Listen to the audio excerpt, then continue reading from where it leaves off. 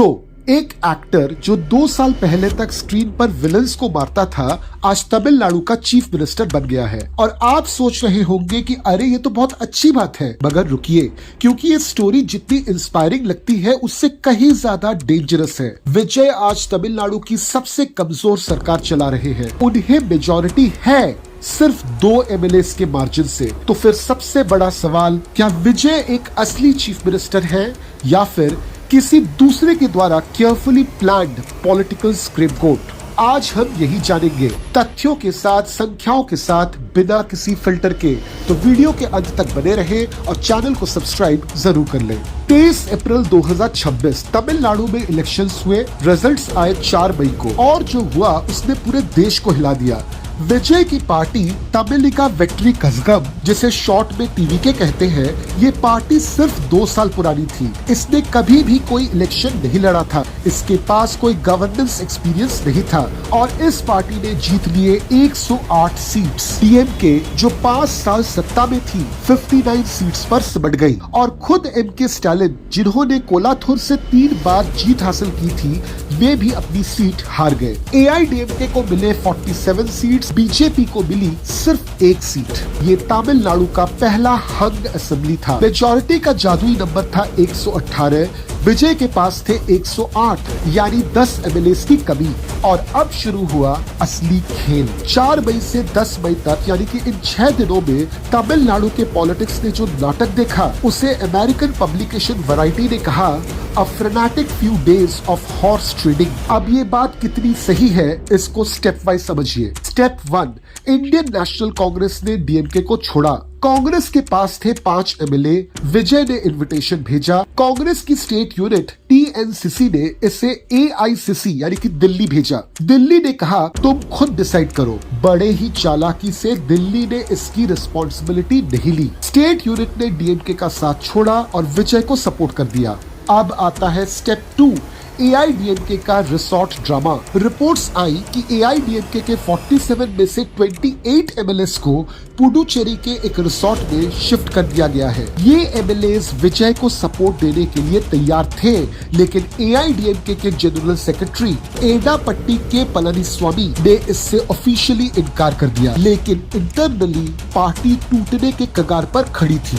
Step number 3, governor ने खेल बिगाड़ने की कोशिश की। बीजेपी अपॉइंटेड गवर्नर अर्लेकर ने विजय से मांगा 118 एमएलए का सपोर्ट लेटर, जो उस वक्त विजय के पास नहीं था। स्टेप नंबर 4, लेफ्ट पार्टीज ने सपोर्ट किया। 8 मई को सीपीआई और सीपीआईएम ने कहा हम टीवीके को सपोर्ट देंगे, लेकिन गवर्नमेंट में नहीं आएंगे। उनका तर्क था कि अगर गवर्नमेंट नहीं बनी तो प्रेसिडेंट रूल लागू हो जाएगा और प्रेसिडेंट रूल लगने का मतलब है प्रॉक्सी बीजेपी रेजिम।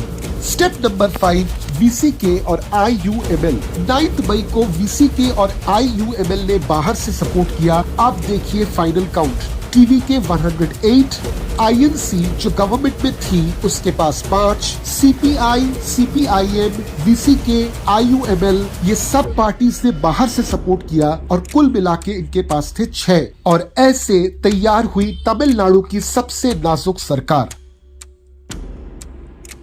क्या आपको पता है कि आज की तारीख में तमिलनाडु पर कितना डेट है?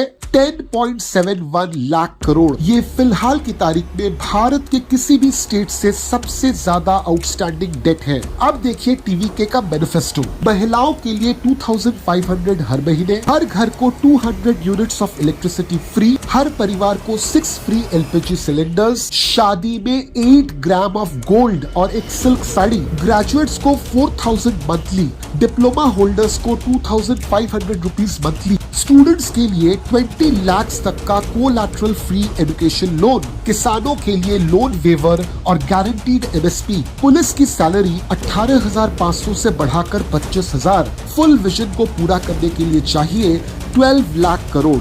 और इन्हें फंड करने का प्लान, रेवेन्यू बढ़ाएंगे, डेट घटाएंगे, बिना टैक्स लगाए।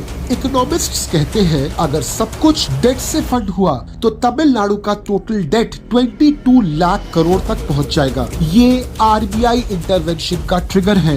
ये आर्टिकल 360 फाइनेंशियल इमरजेंसी का टेरिटरी है। ये तो मैनिफेस्टो है, प्रोमिसेस है, फिलहाल के लिए इनको छोड़िए। अब देखिए विजय का पीछा कौन कौन से तथ्य कर रहे हैं। विजय की सबसे बड़ी गलती करूर स्टैम्पीड सितंबर 2025। विजय के एक कैंपेन रैली में 41 लोगों की मौत हुई, 80 लोग घायल हुए। सीबीआई इंक्वायरी चल रही है। ये तलवार विजय के सिर पर फिलहाल लटक रही है। दूसरी गलती मॉडल कोड ऑफ कंडक्ट का वायलेशन। नॉमिनेशन फाइल करते ही इलेक्शन ऑफिसर ने केस रजिस्टर किया। तीसरी गलती fake social media accounts. TV के सपोर्टर्स ने फेक मीडिया अकाउंट्स बनाए, जर्नलिस्ट्स पर डिफेमेटरी कंटेंट फैलाया। मार्च 2026 में ये पूरा का पूरा खेल एक्सपोज हो गया। चौथी गलती इफ्तार फतवा कंट्रोवर्सी।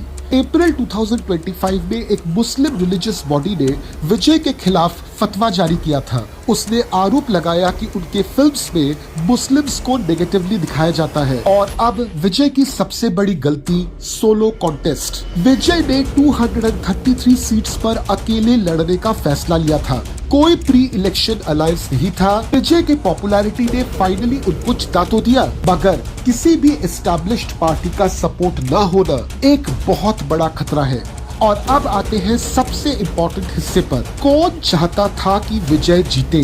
ध्यान से सुनिए, नाम है बीजेपी। एक किरदार है अन्नामलाई, एक आईपीएस ऑफिसर जो 2021 में तमिलनाडु बीजेपी के प्रेसिडेंट बने। वो एग्रेसिव है, आर्टिकुलेट है, जेन्युइनली ग्राउंड लेवल पर काम करते हैं। उन्होंने एक आइडिया प्लांट किया था डीएमके और एआईडीएमके दोनों के अगेंस्ट। इस समय एआईडीएमके एनडीए में थी। अन्नामलाई का पूरा पॉलिटिक्स एंटी द्रविडियन था, सनातन रूट्स से जुड़ा हुआ था। एआईडीएमके ने बीजेपी को अल्टीमेटम दिया और बीजेपी ने लास्ट मोमेंट पर अन्नामलाई को साइडलाइन कर दिया। एंटी द्रविडियन पॉलिटिक्स का जो बीज अन्नामलाई ने बोया, उसका पूरा फायदा आखिरकार विजय को मिला। अब यहाँ पर देखिए बीजेपी का कैलकुलेशन क्या हो सकता है। विजय गवर्नमेंट चलाए मगर एक वीक मेजॉरिटी के साथ पूरी तरह से अकेले। बीजेपी को पता है कि जिस तरह का डेट तमिलनाडु पर ऑलरेडी है, विजय अपने मैनिफेस्टो में लिखे हुए मैक्सिमम प्रोमिसेस को पूरा नहीं कर पाएंगे। इस वजह से जनता नाराज हो जाएगी। टीवीके के अगेंस्ट एंटी इनकम्बेंसी काम करेगी। बीजेपी चाहती तो अन्नामलाई को अपना स्टेट प्रेसिडेंट रख सकती थी, मगर उनको पता था कि इस इलेक्शन में भी वो अकेले नहीं लड़ सकती। एआईडीएमके का साथ उनको लेना ही पड़ेगा। इसलिए उन्होंने एआईडीएमके की बात मानी, अन्नामलाई को हटाया, टीवीके को ओपन फील्ड दिया। इस तरह से उन्होंने विजय के पॉपुलैरिटी को यूज करके डीएमके को रोका। टीवीके ने जब सरकार बनानी चाहिए तो उसके पॉपुलैरिटी को देखते हुए एक के बाद एक पार्टी उसके साथ आ गई।